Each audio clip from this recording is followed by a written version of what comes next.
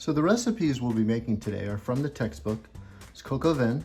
This makes 4 servings, 1 whole chicken, 2 ounces of bacon, about 4 ounces of peeled onions, mushrooms, garlic, tomato paste, flour, red wine, brown stock, which could be beef or chicken, just brown so you have a nice rich color. I like to use chicken stock because it is a chicken dish, but certainly beef stock will add a little bit more richness to it. Some fresh thyme, salt, pepper, and we'll top it off with fried croutons or baked croutons, could be fried or baked, and chopped parsley. All right, so we're going to continue doing our mise en place, meaning everything in its place for the Coq Au Vin. So I've got my bacon. So in order to kind of move things along, I'll cut my bacon in half. And I'm going to cut my strips.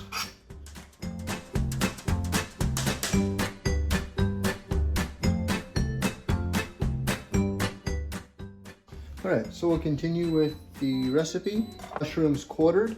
Typically with the mushrooms, I leave the stems on unless the end is kind of dry down.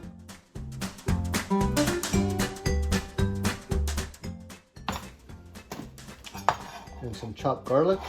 One way to peel them is if you smash them lightly, the skin comes right off. Do the other one, skin comes right off. And then if I want it more fine, I'm going to bang it a little more.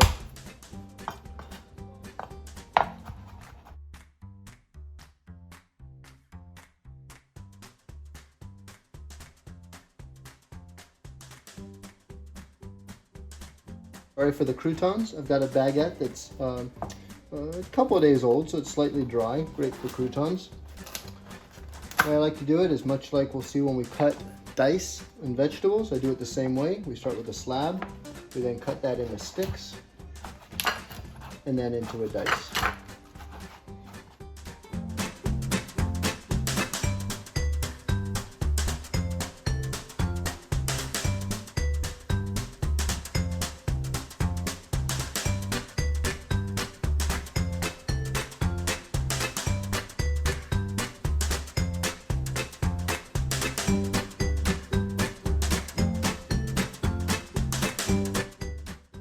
Croutons out of the oven, nice and golden brown, beautiful color. All right, so now I'm going to chop some parsley. I have some parsley here that's been washed and picked through.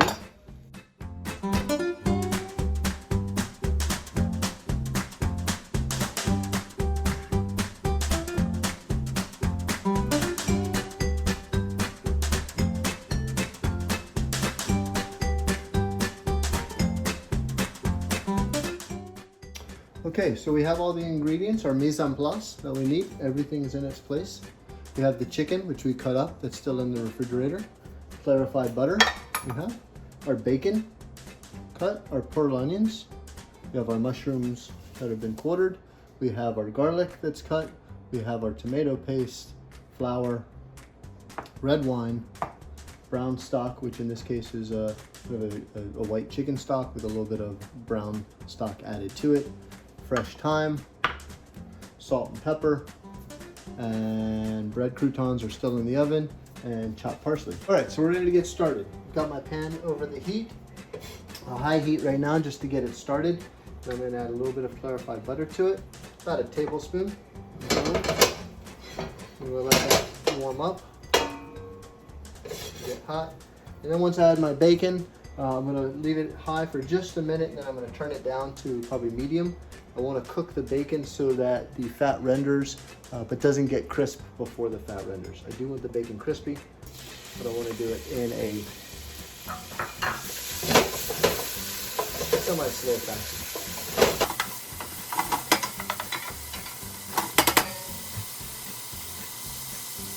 All right, so the bacon is almost ready. You can see a lot of fat has rendered out of it. All right, so bacon is nice and crisp. Now I'm going to sear my chicken. I'm going to add, there's a little bit of oil still in the pan. I'm going to add just a touch more of clarified butter.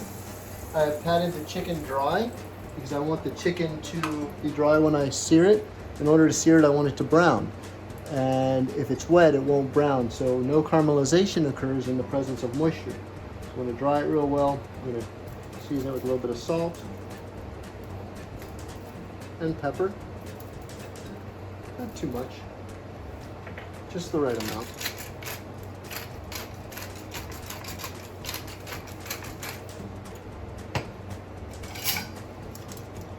And I want a very nice loud sound.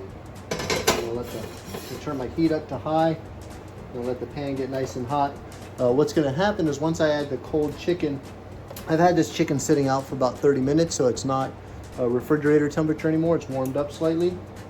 And so once I add it to the pan, it's gonna cool the pan down.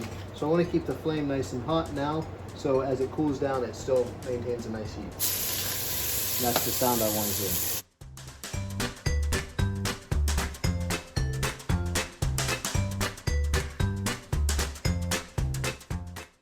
All right, so we're ready to turn the chicken. It's got a nice color on there. See, beautiful golden color. So that's really nice. I'm gonna turn that. Brown the other side really nicely.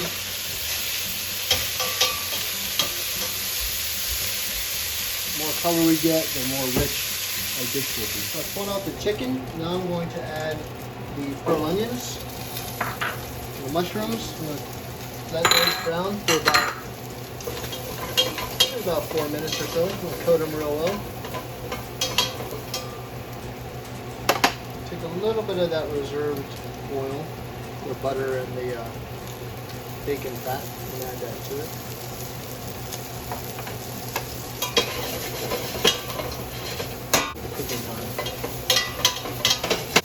All right, so I got some nice color on my mushroom and my onion. I'm gonna add garlic.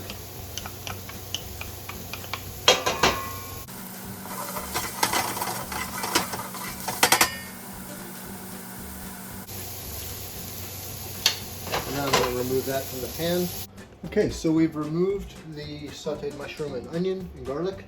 Now we're going to pincage the tomato paste, which means to brown the tomato paste. I'm going to add it to my pan. I'm going to cook it till it turns a nice rust color, browns a little bit, and will give us a really nice, deep, rich flavor. Just a little bit. Add it to it. Being careful not to burn it. I've got a medium-high heat.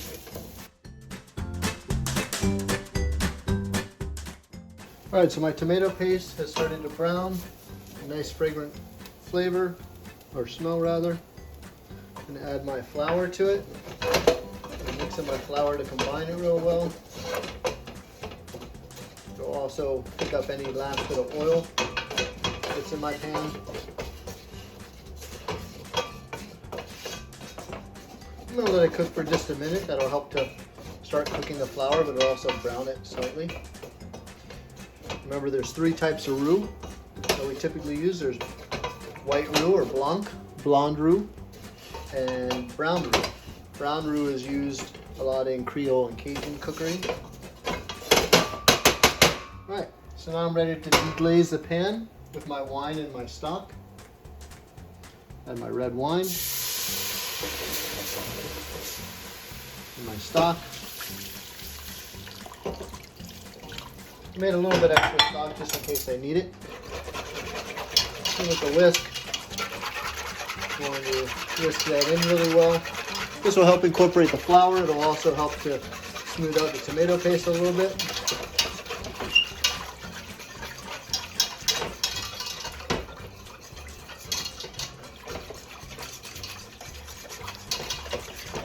See, nice rich brown color in there. It's beautiful. You feel the bottom is getting clean. Now if we look at my pan, you can see the bottom of the pan's nice and clean. I still have some stuff coming up. As it heats, it's going to pick up all that last bit of fond off the bottom. That's why we deglaze. There's a lot of flavor in this. All right, so now I'm going to add my chicken pieces back to the pan.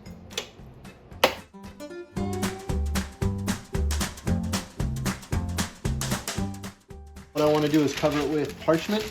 A nice way to make a round piece of parchment is making what's called a cartouche, a parchment lid. I'm going to fold the parchment in half, fold it in half again, and then fold it, the 2 folded edges together to make a triangle. And then I tighten that triangle one more time, keeping that point. Put the point approximately in the center of the pan, come out about 1 inch past the end. I'm just gonna rip or cut it. If it's too hard to rip, you can always cut it. And what I end up with is a nice round piece of parchment. I'm gonna set that right down on top of it. Not really pressing down. And instead of just putting a lid on it or topping it with foil, I'm gonna make what's called an inverted lid. So I'm actually gonna push this down slightly and just drape this over the top. And what it's gonna do is it's gonna keep most of the moisture in there, but it will allow some steam to escape. And when steam escapes, the flavors concentrate, right? We're evaporating water, but we're not evaporating any of the flavor components that are in there. Those are gonna intensify. So this is ready. I'm gonna add this to the oven.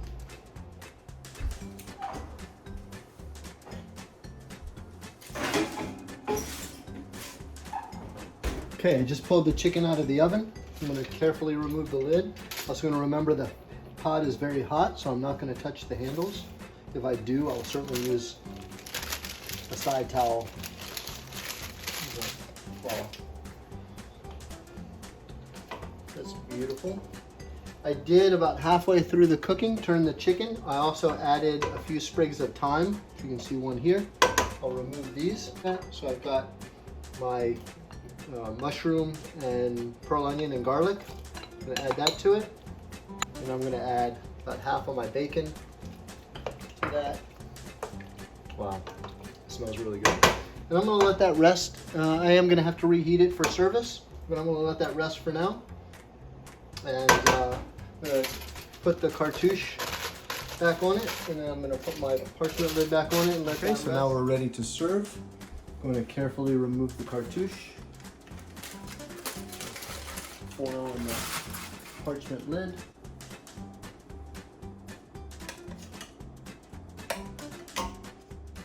Good piece of the chicken. Some of the sauce, the vegetables, and the potato.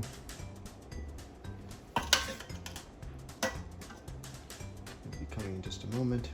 Pearl onions.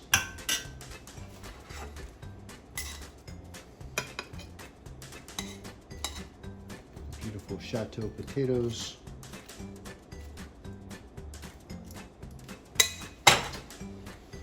And because we can, I roasted some Brussels sprouts with some pecans. Just some Brussels, tossed in a little bit of olive oil with garlic, salt, pepper, and the pecans. I did not blanch the Brussels, I just cut them in half. And a couple of nuts on top.